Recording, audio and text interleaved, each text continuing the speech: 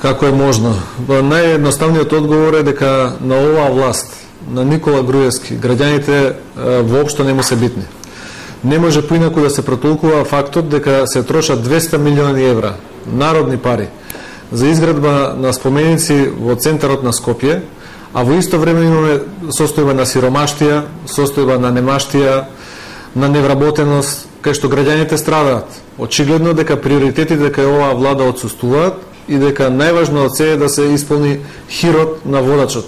Во исто време, ако тоа се надоврзе на 50-дневната партиска прослава, која многу потсеќа на еден севернокорејски тип на одбележување на роденденот на партијата, ќе ни стане јасно зошто пензионерите мора да лутаат од аптека во аптека за лекови, зошто училиштата се во распадната состојба, со кровови кои течат, со распаднати тоалети, децата наши ги праќаме во училишта кои ни оддалеку не одговараат на состојбите во Европа и зошто патиштата се во полоша состојба од турско време, од отоманско време и наликуваат на крпени гаќи.